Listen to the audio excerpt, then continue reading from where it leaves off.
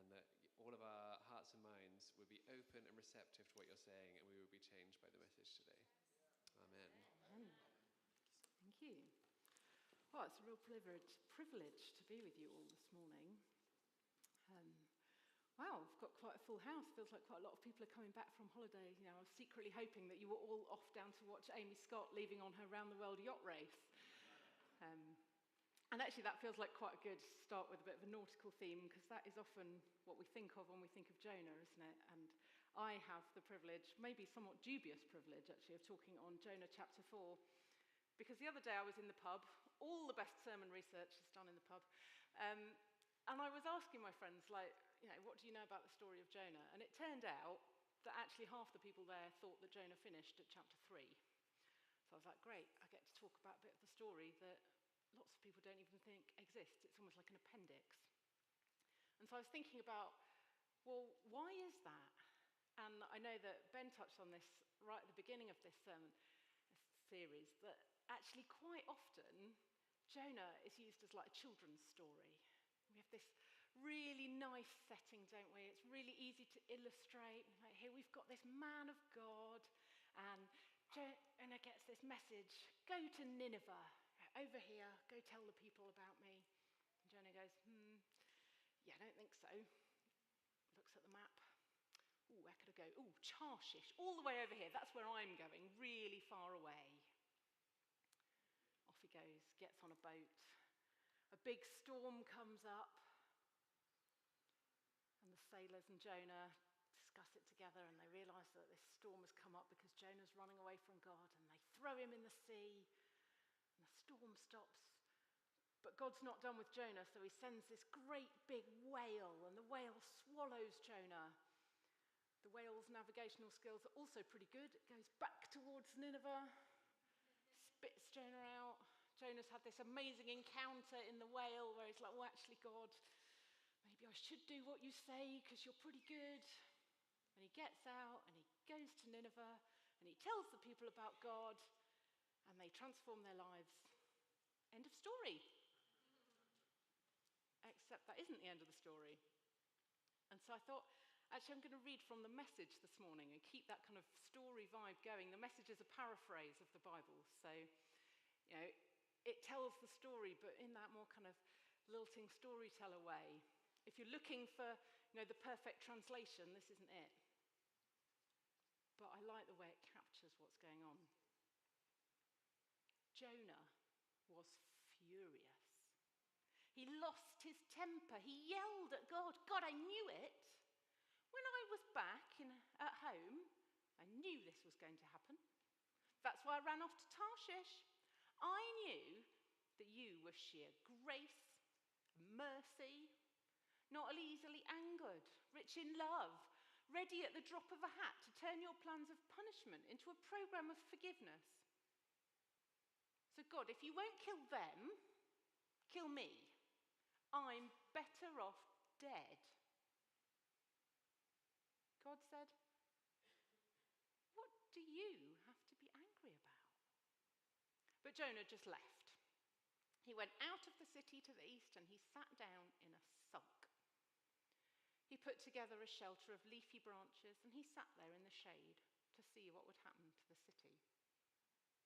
Now I'm wondering whether when he did that, he was really kind of hoping that there was going to be like some sort of like raining fireballs of judgment. He was like, I'm going to get myself a really good seat because perhaps God will do that punishment thing and it's going to be good and I'm going to feel vindicated that these bad people are getting punished. God arranged for a broad-leafed tree to spring up. It grew over Jonah to cool him off, get him out of his angry sulk. Jonah was pleased and enjoyed the shade. Life was looking up. But then God sent a worm. By dawn of the next day, the worm had bored into the shade tree and it had withered away. The sun came up and God sent a hot, blistering wind from the east. The sun beat down on Jonah's head and he started to faint. He prayed to die. I'm better off dead. Then God said to Jonah, what right do you have to get angry about this shade tree? Jonah said, plenty of right. It's made me angry enough to die. God said, what is this? How is it that you can change your feelings from pleasure to anger overnight about a mere shade tree that you did nothing to get? You neither planted it nor watered it. It grew up one night, died the next. So why can't I likewise change what I feel about Nineveh from anger to pleasure? This big city of more than 120,000 childlike people who don't yet know right from wrong, to say nothing of all the innocent animals. I always find that last line a bit of an odd one. We're not going to go there today. Now, being me, in my day job, I'm a psychotherapist. So when I read this, my first thought was, wonder what happened in Jonah's childhood to make him like this. So you're laughing because you think I'm joking, that's where we're going. Because actually there are some clues in the text about what Jonah's background was. And the first thing, just in this little passage, is that he actually quotes scripture. The bit where he's talking about, oh God, you're so gracious and mercy. The quote is from Exodus 34, verse 6, and it says that God is gracious and compassionate, slow to anger and rich in love. Some translations say abounding in love. This is a man who knows scripture. When he talks to God, he talks from the Bible. He talks from what he's learned growing up. And then I really went down a rabbit hole with the shelter that he built, because the word that's used for shelter there is sukkah. And I don't know what you're imagining. I've spent some time, I've got 3 children, so quite a lot of our time as they've been growing up has been spent out in the woods and romping around and, oh, look at this big stick. We could balance this against this one and let's build a shelter. And you end up with these kind of often quite lovely looking things, but we've certainly had to sit underneath them with umbrellas because they're not massively useful at actually sheltering. But this word, sukkah, comes up throughout the Bible. And one of the places it's used the most is talking about the Feast of Tabernacles, the Feast of Shelters. And I can imagine quite a few of you are like, right, what on earth is that? Well, we've got to kind of backtrack quite a long way here to Moses and the Israelites, who were living under slavery in Egypt. And they leave, God frees them, they go out into the desert, they see the promised land, and then unfortunately, quite a few of them look at it and go, looks a bit scary. I don't think God, you can get us into that. Don't really trust you. And God says, okay, well, if you're not going to trust me, then this generation, you don't get to go in. You've got to stay living in the desert.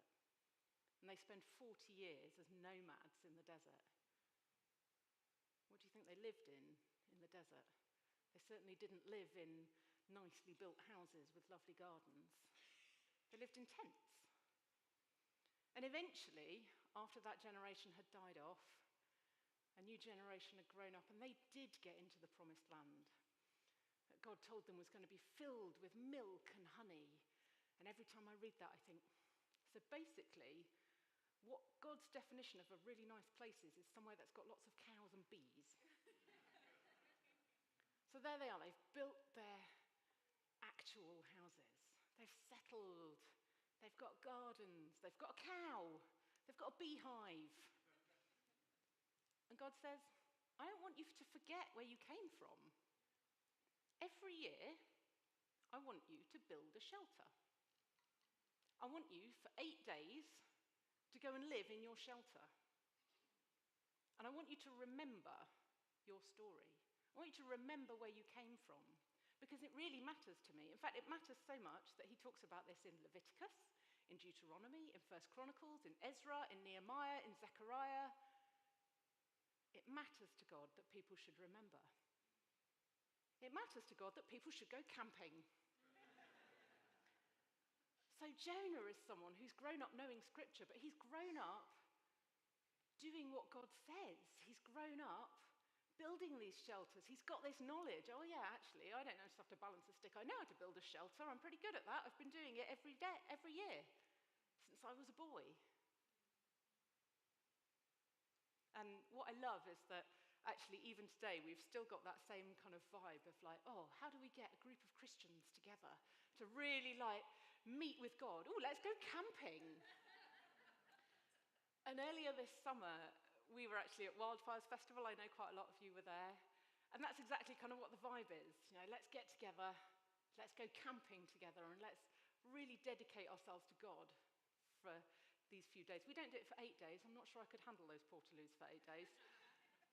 But we have this big tent where we get together and we have worship and we have great speakers. And actually the youth have a great big tent of their own and great worship and great speakers. And while we were there, I was walking along behind a group of teenagers one day. And fair word of warning here, I am someone who's slightly inclined to eavesdrop. So I was like, oh, I wonder what's going on in their tent, because they were talking about what they'd been hearing.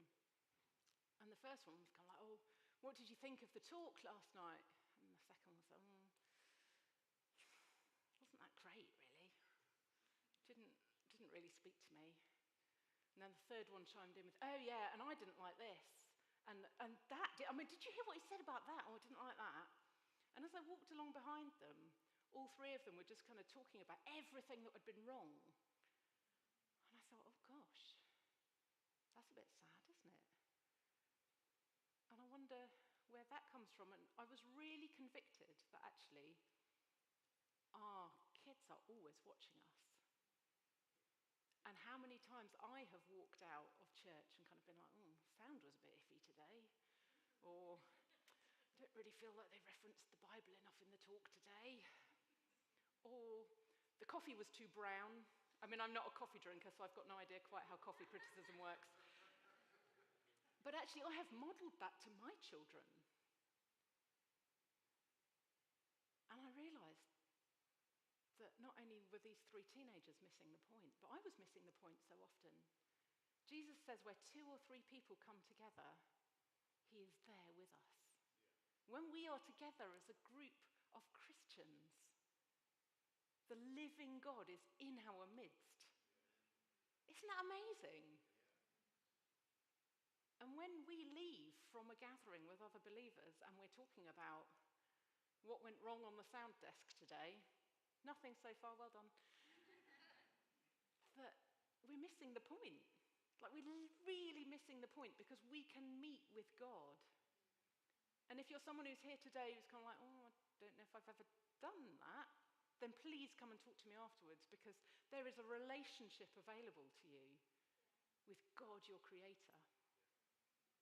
But for those of us who miss the point so often, we're in good company with Jonah, because missing the point is absolutely Jonah's forte. Here we've got 120,000 people, that's quite a big number, who have just had that encounter with God, whose lives have been transformed, who've gone, oh yeah, actually, I was in a pretty dark place, and there's hope. Yeah, I want that. That's what God's concerned about. What's Jonah concerned about? His plant. And not just like a little bit concerned, like properly cross about this. And there's quite a few teenagers in the room today. I certainly was a teenager once. Have you ever said the words, "You've ruined my life," to your parents? Like, that's kind of the vibe here. Jonah's like, God, you've ruined everything. You know, I wanted you to punish these people. That's what I was expecting, and you've made me look really stupid because I said they were going to be punished, and now you've changed your mind.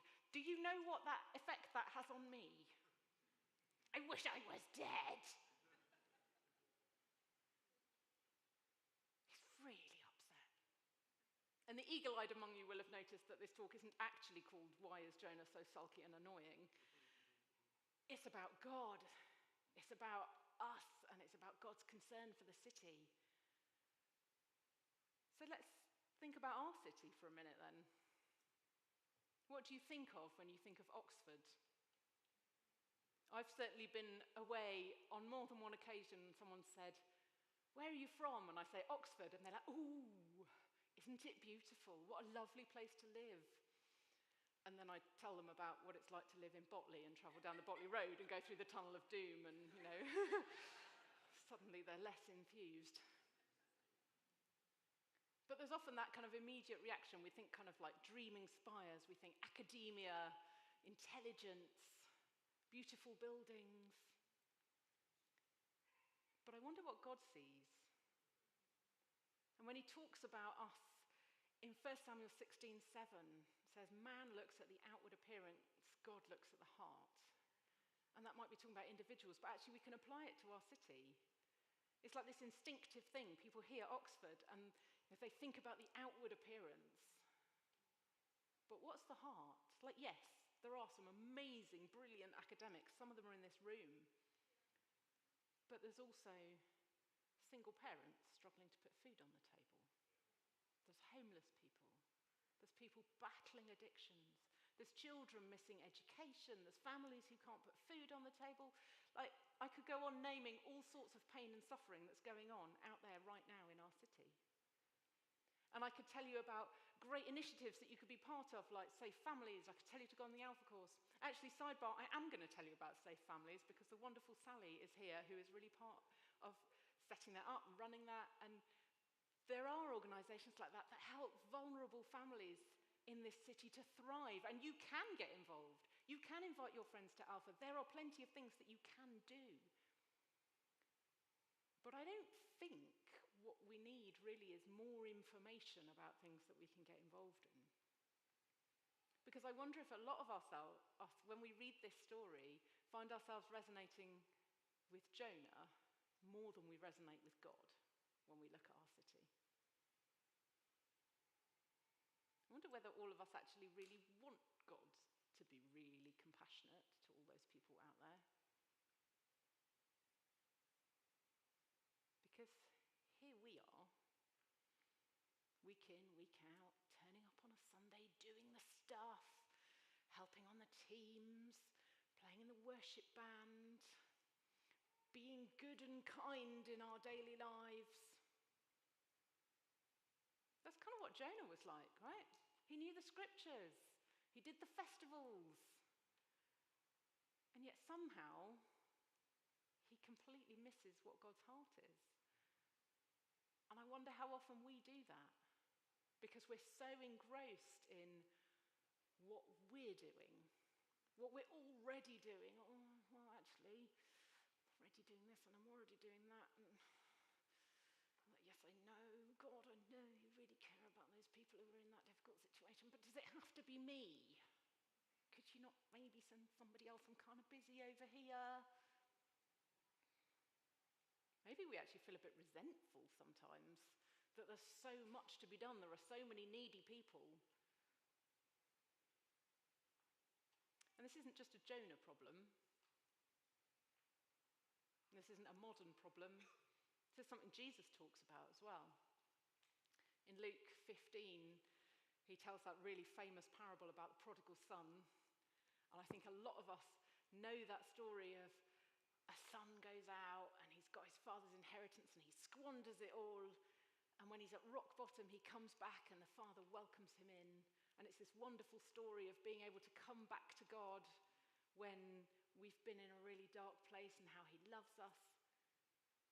But Jesus is really specific in this story that he tells us about this guy's older brother as well. The older brother who's there day in, day out. Week in, week out, month in, month out, on and on for years while his little brother is off just wasting his dad's money. He's running the farm, he's doing the stuff. And then his younger brother turns up and his dad throws him a party and he's like, what? Why is this guy getting a party? I've been here doing the stuff. Why am I not getting a party? That's not fair.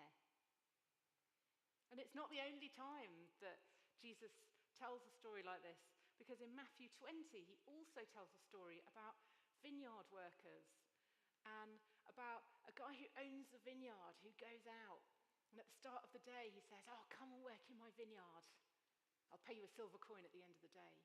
And so a group of people come in, and then at lunchtime he goes out and he's like, oh, there's still some people out there with no work. Come and work in my vineyard. I'll pay you a silver coin at the end of the day. And an hour from the end of the day, he goes out again. And he says, come and work in my vineyard. I'll pay you a silver coin at the end of the day. And of course, the end of the day rolls round and he's handing out his silver coins. And the people who've been there all day working really hard are like, hang on a minute. Why are those people who've only been here an hour getting a silver coin? That's not fair. It's like God knows our hearts as well. He knows that actually we do kind of get tired of doing things and feeling like maybe we're doing more than this other person and yet they're getting the same reward. That's not fair.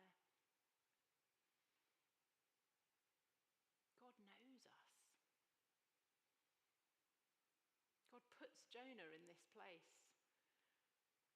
And Jonah doesn't want to do it. Right from the outset, Jonah's really clear that he does not want to do this.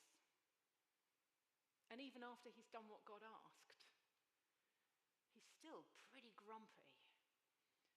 And I'm thinking, gosh, this is really not a very likable guy. He's sulky, he's angry, he's annoying, he's disobedient. I could go on with all the things about Jonah that I dislike. And as I thought that, I thought, ooh, these are all the things I don't really like about myself. That's a bit uncomfortable.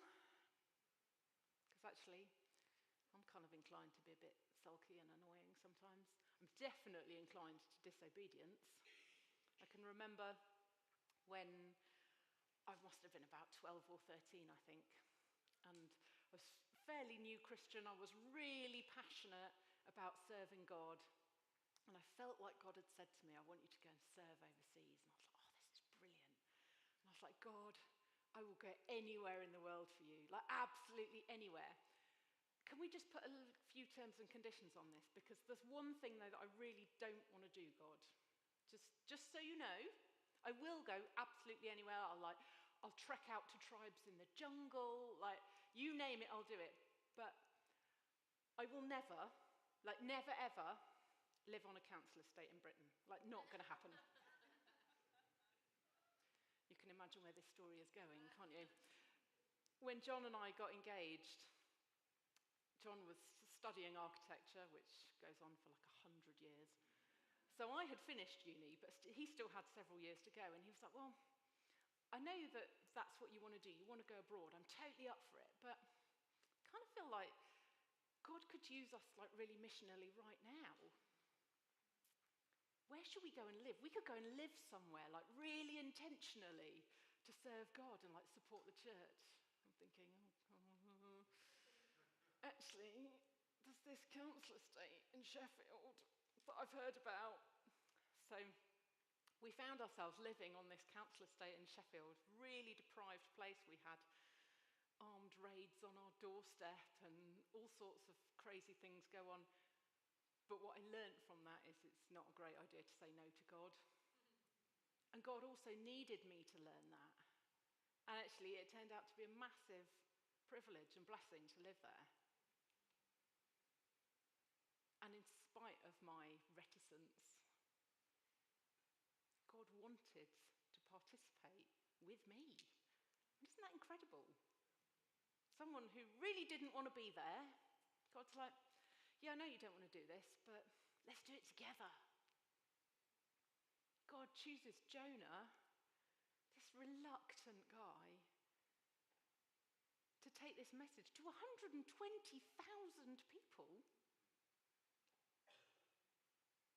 because he wants to participate with him. And the Bible is full of these examples of God picking people who are woefully unfit for the task that they've been given.